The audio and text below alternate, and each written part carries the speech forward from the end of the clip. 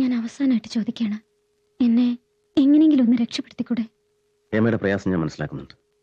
പക്ഷേ ഞാൻ എന്താ ചെയ്യുക? 2 ദിവസം വരാതിരുന്നത് മനഃപൂർവ്വമാണ്.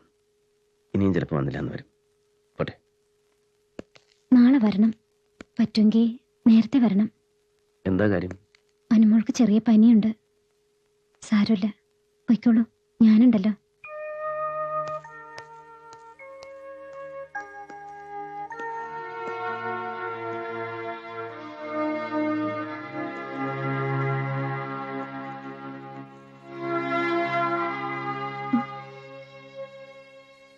സാരമില്ലെന്നേ, ഞാൻ നോക്കിക്കോളാം.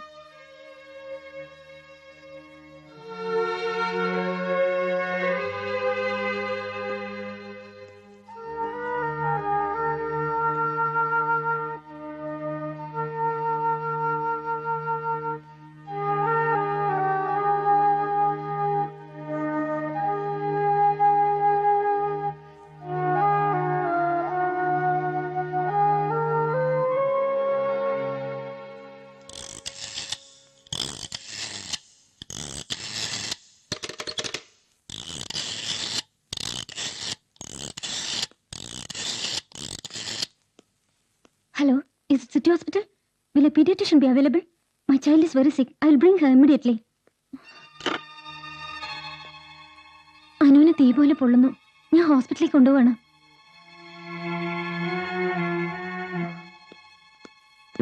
വേണ്ട, ഞാൻ കൊണ്ടേക്കോളാം. സുധി ഒറ്റയ്ക്കല്ലേ ഉള്ളൂ, ഒന്ന് നോക്കിക്കോണേ.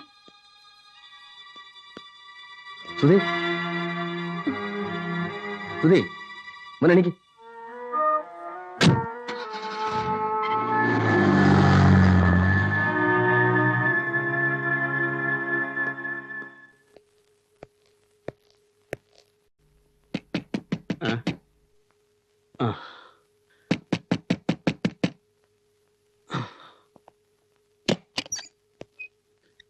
ഈ സിറ്റി ഹോസ്പിറ്റൽ എവിടെ ആയിട്ടാ? എന്താ കാര്യം? കുട്ടിക്ക് സുഖമില്ലാണ്ട് അങ്ങോട്ട് കൊണ്ടുപോയിരിക്കുക. എനിക്കും പോകണം. റെയിൽവേ സ്റ്റേഷന് തൊട്ടടുത്താ. ചോദിക്കുന്നുണ്ട്, വിരോധം തോന്നരുത്. ഹേമയില്ലാതെ വേറെ ആരുമില്ലേ ഇവിടെ? അച്ഛൻ, അമ്മ, സഹോദരങ്ങള്? ഈ വീട്ടിലിപ്പോ ഞങ്ങൾ 2 പേര് മാത്രമേ ഉള്ളൂ. അപ്പൊ ഹേമ? അതിന് വല്ലപ്പോഴും വരും, പോകും. ഇന്ന് 9-ാം തീയതിയല്ലേ, ഇന്ന് പോകുന്നാ പറഞ്ഞിരുന്നത്. എങ്കിൽ പിന്നെ ഇതാരുടെ വീടാ? മുതലാളിയൊക്കെ അങ്ങ് ബോംബെയിലാ. മുതലാളിയുടെ മകളുടെ കൂട്ടുകാരിയാ. ആശമോള് ഫോൺ ചെയ്ത് പറയും ഈ കൊച്ചു വരുന്ന വിവരം. വന്നാ പിന്നെ സ്വന്തം വീട് പോലെയാ. ആ ഉടുപ്പും സാരിയും കാറും ഒക്കെ ആശമോടതാ. ഈ ഹേമയുടെ വീടോ? കാസർഗോഡിന്റെ അടുത്തും കണ്ട. പാവപ്പെട്ട കുടുംബത്തിലാ. കൂടുതലൊന്നും ചോദിക്കരുതെന്ന് പറഞ്ഞതുകൊണ്ട് ഒന്നും ചോദിക്കാറില്ല.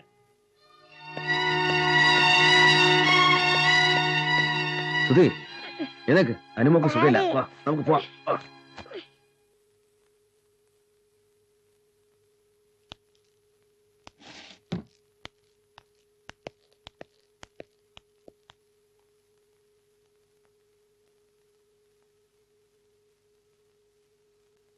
പൊയ്ക്കോളൂ, ഡാഡിയും കുട്ടി പൊയ്ക്കോളൂ.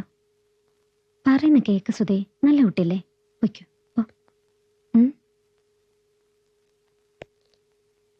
പൊയ്ക്കോളൂ.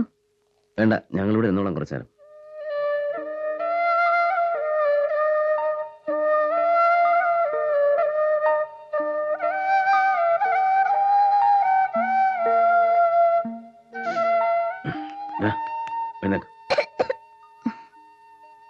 സുധയ്ക്ക് കുളിക്കൊക്കെ വേണ്ടേ?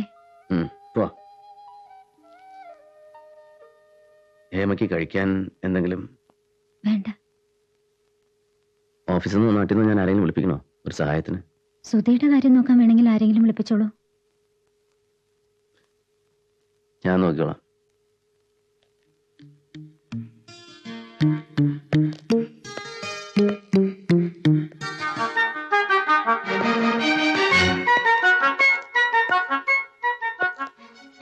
നമുക്ക് അനുവിനെ എന്റെ ഗസ്റ്റ് ഹൗസിലേക്ക് കൊണ്ടുപോവാം. അതെന്താ അങ്ങനെ? ഹേമയുടെതല്ലാത്ത വീട്ടിലേക്ക് എന്റെ കുട്ടികളെ കൊണ്ടുപോകാന്ന് വെച്ചാൽ? എന്നെ കുറിച്ചൊന്നും അന്വേഷിക്കില്ല എന്ന് പറഞ്ഞിട്ട്? അനുവിനെ വേണമെങ്കിൽ കൊണ്ടുപോക്കോളൂ, പക്ഷെ ഞാൻ വരില്ല. ശരി, പോവാം.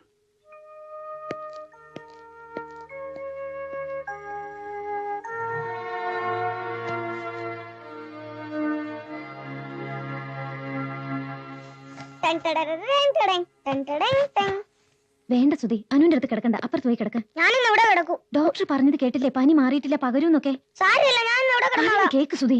വേണ്ട മമ്മി, സുധിയോടാ പറഞ്ഞത് അപ്പുറത്ത് പോയി കിടക്കാൻ. ഞാനിന്ന് ഇവിടെ കിടക്കൂ. കേക്കില്ലല്ലേ? എത്ര പ്രാവശ്യം ഞാൻ നിന്നോട് പറയണു ഇവിടെ കിടക്കണ്ട കിടക്കണ്ടെന്ന്. നിനക്ക് എന്താ കുട്ടികളായ നിനക്ക് ഇത്ര വാശി? കേക്കില്ലല്ലേ? എത്ര വട്ടം ഞാൻ പറയുന്നു, എന്നിട്ട് എന്താ നിനക്ക് ഇത്ര അഹങ്കാരം? എല്ലാരും കൂടെ എന്നെ ഭ്രാന്ത് പിടിപ്പിക്കല്ലേ? എനിക്ക് നിന്റെ മുഖം കാണണ്ട.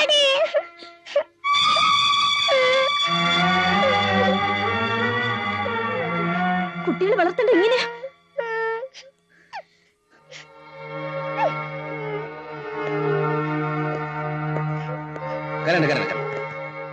ഡാഡി ചോദിച്ചോളാം.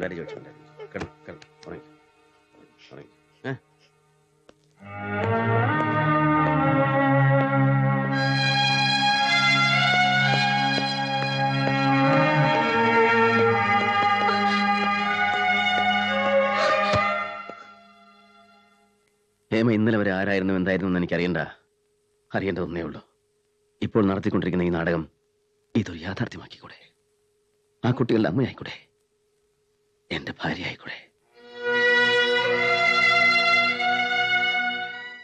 ഒരിക്കലും തീരാത്ത സ്നേഹം ഞാൻ വാഗ്ദാനം ചെയ്യുന്നു. നിങ്ങൾ എന്നെ കുറിച്ച് എന്താ കരുതിയിരിക്കുന്നത്? ഈ ലോകത്തിൽ ഞാനിപ്പോ ഏറ്റവും കൂടുതൽ വെറുക്കുന്ന നിങ്ങളാണെന്ന് നിങ്ങൾക്കറിയോ? നിങ്ങൾ എന്താ ഈ കാണിക്കുന്നത്? ആ കുട്ടികളോട്, എന്നോട്, നിങ്ങളുടെ ഭാര്യയോട്. അവരെ തിരികെ വിളിച്ചുകൊണ്ട് വരാൻ എനിക്ക് വാക്ക് തന്നിട്ട് നിങ്ങൾ എന്നെ പറ്റിക്ക. ഞാൻ നിങ്ങളെ വിടില്ല. ഇപ്പൊ കൊണ്ടുവരണം അവര്. ഇപ്പൊ തന്നെ കൊണ്ടുതരണം എന്റെ കുഞ്ഞുങ്ങളുടെ അമ്മയെ. കൊണ്ടുവാ.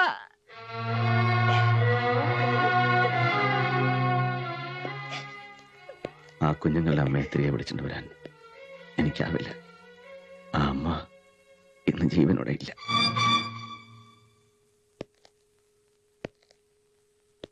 അവരുടെ അച്ഛനും ജീവനോടെ ഇല്ല.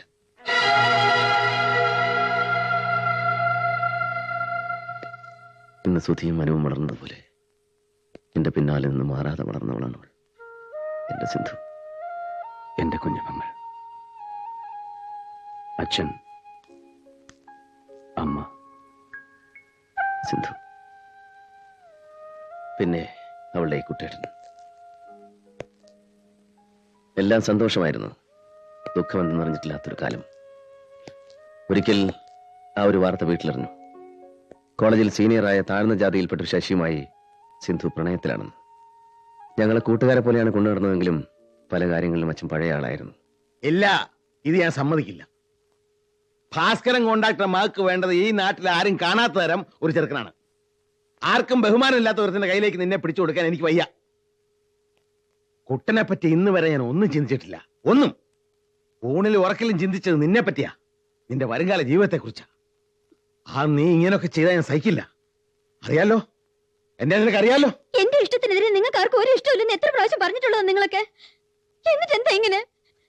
എല്ലാവരും എന്നെ വെറുതെ പറഞ്ഞു പറ്റിക്കായിരുന്നോ? ഇപ്പൊ എന്റെ ജീവിതത്തിലെ ഏറ്റവും വലിയ ഇഷ്ടം എന്റെ ശശിയേട്ടനാ. ഇത് നടത്തി തന്നേ പറ്റൂ. ഇല്ല, ഒരു കാലത്തും നടക്കില്ല. മര്യാദയ്ക്ക് പറയുന്ന കേട്ട് നടക്കുന്ന നല്ലത്. നിനക്കും ഞങ്ങൾക്കും. ലാടിച്ചു വളർത്തിന് ശിക്ഷിക്കരുത്. പറഞ്ഞേക്കാം. എന്തിനാ ഇങ്ങനെയൊക്കെ എനിക്ക് മനസ്സിലാകാത്തത്? അമ്മ പറ, ഉള്ളു തുറന്നു പറ. എന്താ എന്റെ അമ്മയുടെ മനസ്സിലെന്ന് എല്ലാവരും അറിയട്ടെ. പറ. നിന്റെ അച്ഛൻ പറയുന്നതിനെതിരായി ഞാൻ എപ്പോഴെങ്കിലും എന്തെങ്കിലും പറഞ്ഞിട്ടുണ്ടോ സിന്ധു? അപ്പൊ അമ്മ അച്ഛന്റെ സെറ്റ് തന്നെയാ? ആയിക്കോ. പക്ഷെ കുട്ടേട്ടനോ? എന്താ കുട്ടേട്ടൻ ഒന്നും പറയാത്തത്? എന്റെ കുട്ടേട്ടൻ എന്നെ പറ്റിക്കായിരുന്നു ഇത്രയും കാലം.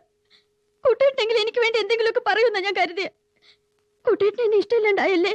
നീ എന്തൊക്കെ ചെയ്താലും നിന്നോടുള്ള ഇഷ്ടം എനിക്ക് കുറയില്ല.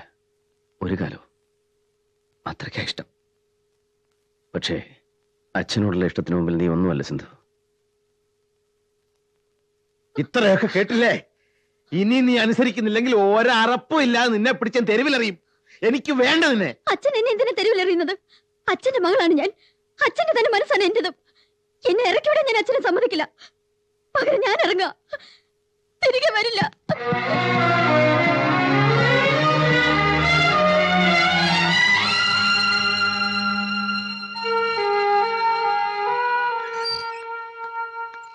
അവൾ പോയി. അന്ന് മുറിക്കകത്ത് കയറി ഇരിപ്പായതാണ് അച്ഛൻ. നാണക്കേട് കൊണ്ടല്ല, വിഷമം കൊണ്ട്. പിന്നെ സാധാരണ ആ മുറി വിട്ട് ഇറങ്ങാറേയില്ലായിരുന്നു അച്ഛൻ. എന്റെ വിഷമം ഇല്ലാതാക്കാൻ അച്ഛൻ ബിസിനസ്സല്ല എന്നെ ഏൽപ്പിച്ചു. അങ്ങോട്ടൊന്നും അച്ഛൻ പിന്നെ വന്നതേയില്ല. കുറെ കാലം അവളെപ്പറ്റി ആരും ഒന്നും സംസാരിച്ചില്ല, ഒന്നും അന്വേഷിച്ചില്ല. ഒരിക്കൽ അച്ഛനെന്തോ അസുഖമാണെന്നറിഞ്ഞ് ഞാൻ ഓടിച്ചെന്നു.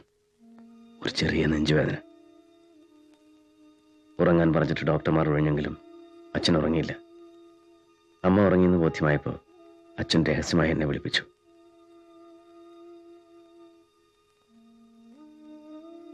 കുട്ട,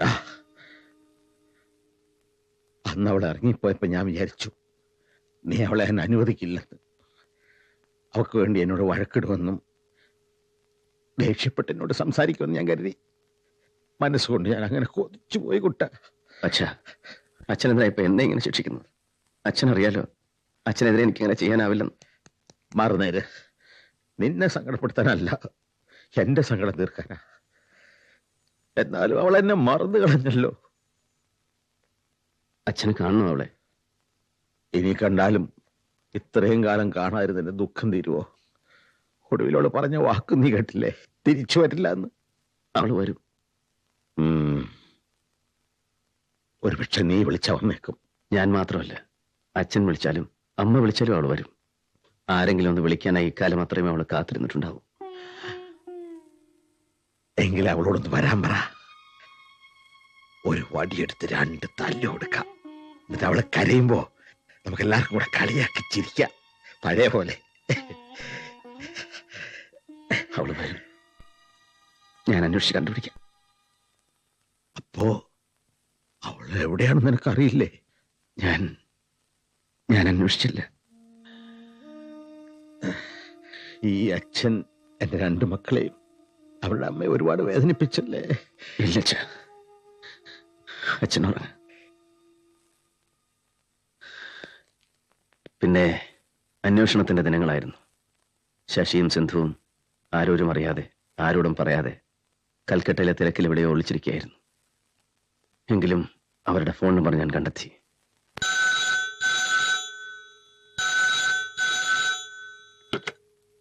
ഹലോ ഹലോ, കുട്ടേട്ടാ. എങ്ങനെ മനസ്സിലായി? എന്താ കുട്ടേട്ടനെ ഞാൻ മറന്നെന്ന് വിചാരിച്ചോ? ആ സ്വരം ഞാൻ മറന്നെന്ന് വിചാരിച്ചോ? എങ്ങനെയുണ്ട് സിന്ധു? സുഖം. ശശിക്കോ? സുഖം. അവിടെ എല്ലാവർക്കും സുഖം. അച്ഛൻ നിന്നെ തിരക്കി. അച്ഛന് എന്തോ വല്ലായ്മയുണ്ട്. നിന്നെ കാണുന്നുണ്ട് അച്ഛന്. എന്താ നീയൊന്നും മിണ്ടാത്തെ? ഞാൻ വരിക കുട്ടേട്ടാ. ഈ ഒരു വിളിക്ക് വേണ്ടി ഞാൻ കാത്തിരിക്കായിരുന്നു. ഞാൻ വരിക. എങ്കിൽ വേഗാട്ടെ കുട്ടേട്ടാ. ഏ? നമ്മൾ വളർന്നതുപോലെ ഇവിടെ ഇപ്പൊ 2 പേരുണ്ട്. എന്റെ സുധയും എന്റെ അനുവും. സുധയ്ക്ക് ഇപ്പൊ 1.5 വയസ്സ്, അനുവിന് 2 മാസം. ഒന്ന് വേഗം വാ സിന്ധു. അവള് വരുന്നു പറഞ്ഞപ്പോ അച്ഛന്റെ മുഖത്തൊരു1000 ഓർമ്മകൾ ഉദിച്ചു. പിന്നെ അച്ഛൻ ചിരിച്ചു. ഒരുപാട് കാലങ്ങൾക്ക് ശേഷം അച്ഛൻ ആ മുറി വിട്ട് പുറത്തിറങ്ങി. സരസ്വതിയേ, അറിഞ്ഞോ? എന്താ? നിന്റെ മോഹം കണ്ട അറിയാലോ നീ അറിഞ്ഞു എന്ന്. ഇല്ല, ഞാൻ വിശേഷിച്ചൊന്നും അറിഞ്ഞില്ലല്ലോ. പിന്നെന്താ നിന്റെ മുഖത്ത് ഇത്ര സന്തോഷം? അത് പതിവില്ലാതെ നിങ്ങൾ മുറിക്ക് പുറത്തു വരുന്നത് കണ്ടപ്പോ. അത്രേ ഉള്ളൂ. എന്നാ കുട്ടാ, ദേ അതും കൂടെ അറിയുമ്പോ എന്തായിരിക്കും ഇവിടെ സന്തോഷം? ഏത്? ഒന്ന് പറ. എടിയേ, അവള് വരുന്നു, നമ്മുടെ മോള് സിന്ധു. അവള് മാത്രമല്ല, നിനക്ക് പാവക്കുഞ്ഞുങ്ങളെ പോലെ മടിയിലിട്ട് കളിക്കാൻ 2 പേരക്കുട്ടികളും. അയ്യോ.